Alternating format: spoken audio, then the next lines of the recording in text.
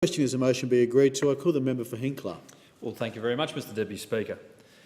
Can I say it's a great pleasure to be here finally speaking about this matter. Now, the Battle of Long Tan took place on the 18th of August 1966, before I was born, well before I was born. It was the most costly single battle fought by Australian soldiers in the Vietnam War, involving 105 Australians, 3 New Zealanders from D Company 6 RAR, and more than 2,000 enemy troops. A total of 17 Australians were killed in action. 25 were wounded, one of whom later died from his wounds.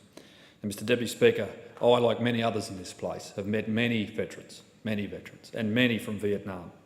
In fact, the small Tugam RSL sub-branch in my electorate, Delta Company actually had a reunion a couple of years ago. Very well attended, well turned out.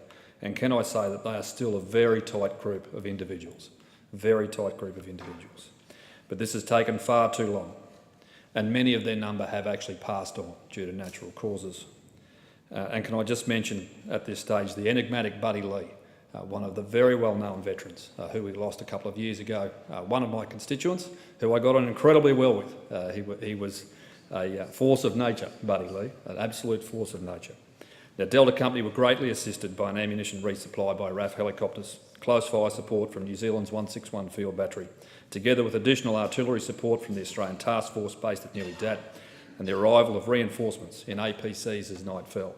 And can I tell you, there's no more entertaining discussion than talking to the gentleman from Delta Company and the APCs about who was the best on the day, who arrived and who did what. It's certainly something I'm sure they argue about and discuss for long hours into the night.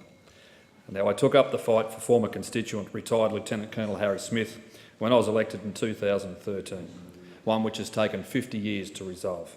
The former member, Mr Paul Neville, had presented Harry with the Star of Gallantry on March 9th, 2011, which had been upgraded from the Military Cross after many years of campaigning for better recognition of Long Tan veterans.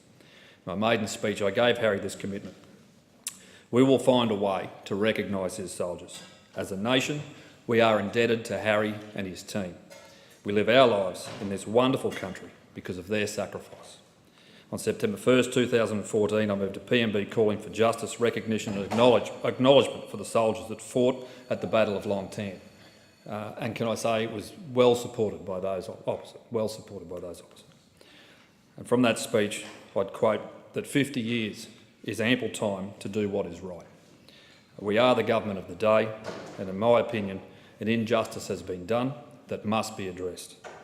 And finally, on August 10th, 2016, just a week before the 50th anniversary of the Battle of Long Tan, the Minister for Defence Personnel, Dan Tehan, announced that he would recommend 10 soldiers be awarded a military honour or have their existing honour upgraded after 50 years. The service last week at Government House, Medals of Gallantry were awarded to Lieutenant Adrian Roberts, Sergeant Frank Alcorta, now a constituent of mine in Hinkler and a well-known Northern Territorian, Lance Corporal Barry Magnuson, deceased, and commendations for gallantry were awarded to 2nd Lieutenant Gordon Sharp, deceased, Privates Neil Beckstrom, Ron Brett, deceased, Ian Campbell, William Roach, Jeffrey Peters and Noel Grimes. And Mr Deputy Speaker, I was privileged to have some small part in assisting Harry by bringing his plight to the attention of the federal government, although he did a pretty damn good job of that himself, I have to say. Its ministers and members of parliament, and at long last, justice, recognition and acknowledgement have finally been delivered.